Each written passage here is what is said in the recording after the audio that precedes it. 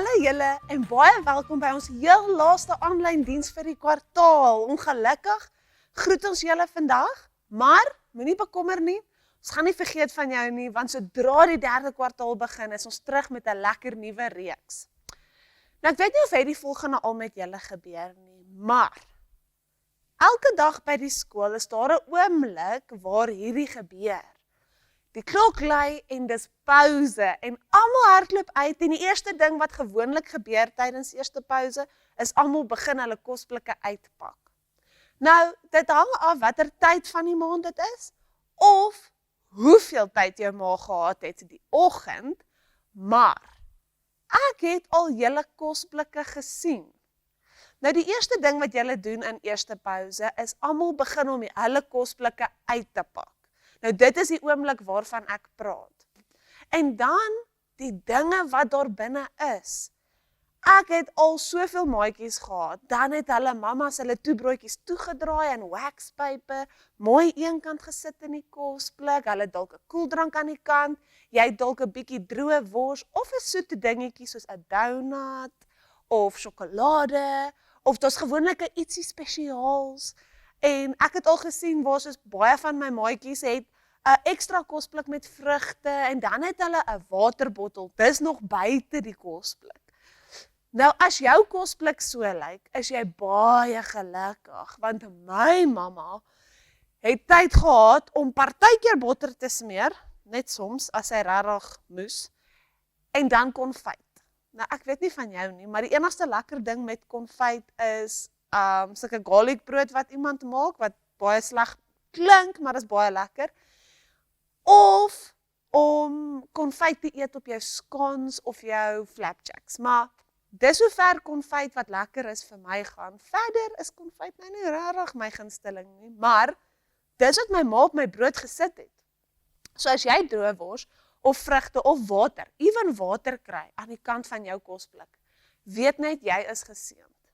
Nou gewoonlik wanneer almal hulle kosblikke uitpak en hulle sinne lyk so lekker en kleurvol en myne is gesmeer met konfyt en dalk botter, dan is daar so 'n gevoel wat ek kry.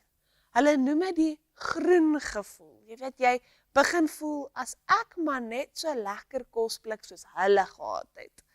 Nou ek kry dieselfde gevoel as ek by 'n partytjie kom en ek is laat en al die maatjies het klaar deur al die lekker bakke gegaan, die lekkers, die sweetie bakke. Jy weet, al jou maatjies het klaar deur die sweetie bakke gegaan en al wat oorbly is regtig die krummels. Dan kry ek ook so 'n groen gevoel wat ek ervaar. Of wat dan ook gebeur, en hierdie is die ergste, dan is ek eers groen, is as ek my gunsteling donut gespaar het van Dinsdag na Woensdag toe, en ek kom die middag na skool by die huis en ek is lus vir daardie donut. Maar ek maak die yskas oop en al wat oorbly is 'n leë bordjie. Dan is ek sommer 'n mengsel van rooi en groen. Eers is ek baie kwaad, want ek was nou lus vir hierdie donut. Maar dan is ek groen van jaloesie, want iemand anders het gekry om hierdie donut te geniet sonder my. Nou hierdie gevoel, hierdie groen jaloesie gevoel, is juis waarvan ek vandag praat. Nou as jy of by 'n partytjie al so gevoel het, of tydens pouse wanneer jy jou kosblik uitpak en jy net konfyt en botter, of jy het 'n donut gespaar of 'n stukkie koek. Nou my pa, hy doen daai nogal baie, hy eet altyd die laaste bietjie van ietsie. Of jy het al groen gevoel want hulle het die laaste ietsie gekry. Dan praat ek vandag met jou. Ons lees van ons heel laaste gebod in Eksodus 20 vers 17. Jy mag nie iemand anders se huis begeer nie. Jy mag nie sy vrou begeer nie, ook nie 'n slaaf of slavin, 'n bees of 'n donkie, of enigiets anders wat aan hom behoort nie. Nou, ek en jy gaan nou nie regtig hoop ons het ons maatjie se donkie of bees of se slaaf nie, maar die Here praat ook hier van ander begeertes wat ek en jy het. Begeertes om dieselfde fancy klere te dra as die maatjie by die skool, of die begeerte om dieselfde fancy PlayStation te hê as die ander maats by die skool. Nou ek en jy word elke dag met hierdie begeertes gekonfronteer, of Daar's altyd 'n oomblik in 'n dag waar ek en jy wens, as ek maar net so fancy kar gery het soos my maatjie se ma, of as ek maar net die nuutste speelding gehad het, of die nuutste PlayStation speletjie. Nou ek en jy het baie sulke oomblikke in 'n dag, veral as iemand anders ietsie nuuts gekry het, en jy kan net dink hoe lekker dit sal wees om by die huis te kom en te sit en daai PlayStation speletjie te speel. Maar hier waarsku die Here ons dat ek en jy nie moet begeer nie. Dit beteken, ek en jy mag nie wil hê wat die ander maatjie het nie. Ons moet net bly wees vir daardie maatjie. Bly wees dat daardie maatjie selfs daardie PlayStation kon kry of daardie PlayStation speletjie kon kry. In plaas van om te dink, yes, ek wens ek het dit gehad, moet ons gaan, ek is so bly die maatjie het dit gehad. Nou hierdie gevoel is nogal belangrik vir die Here, omdat jaloesie 'n lelike gevoel is. Dis 'n gevoel wat in ons harte broei, wat veroorsaak dat ek en jy hoop ander maatjies kry slegte goed, soos as jou maatjie altyd die nuutste PlayStation speletjie het en hulle kom by die skool en jy weet, vandag gaan hulle nou weer sê, hulle het die nuutste speelding gekry, dan maak jaloesie dat ek en jy partykeer wens, ek wens net, hulle het nie die nuutste PlayStation speletjie gehad nie, dat ek eerder die nuutste een kon kry. Of ons wens dat hulle klere wil lelik word, of dat hulle mamma net hierdie keer nie vir hulle ietsie so cool soos wat hulle gewoonlik kry kan kry nie. Nou daardie gevoel maak dat ek en jy, ons wens eintlik goeders teen ons maats. Ons verwens hulle, ons wil nie meer goeie goed vir hulle hê nie, ons wens dat hulle slegte goed sal kry. Of hierdie gevoel kan ook maak dat ek en jy die goeie goed wat God alreeds vir ons gegee het, kan mis. Dalk het ek en jy nie die nuutste Call of Duty speletjie nie, of ons het nie die nuutste PlayStation of die coolste klere nie. Of ek wens ek het die nuutste foon gehad, maar nou het ek nie, maar ek het 'n ander foon. Dan mis ons dit wat ons klaar het, want die klere wat ek reeds het mamma en pappa baie hard voor gewerk en het God vir my gegee. Of die PlayStation speletjie wat ek het God al klaar vir my gegee.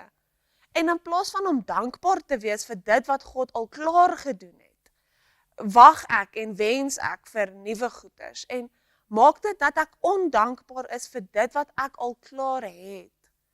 Nou, God wil hê ek en jy moet dankbaar wees, 'n dankbare hart hê. Dat ek en jy moet bly wees en dankie sê vir dit wat ons klaar het, in plaas van om te dink aan dit wat ons nie het nie. Want op die ou end kry jy daai nuutste PlayStation speletjie net vir 'n nuwe een om volgende week uit te kom. En so plaas is ek en jy net dankbaar want ons het 'n PlayStation. Of ons het iemand met wie ons kan speel. Of ons het 'n botter en konfyt broodjie vandag. Ons het ietsie om te eet. Nou die Here wil hê ek en jy moet so na dinge kyk. Ons moet kyk asof daar, hoe baie het ek? Ek het 'n botter en konfyt broodjie. Vanmiddag gaan ek na 'n huis toe. Ek het 'n huis.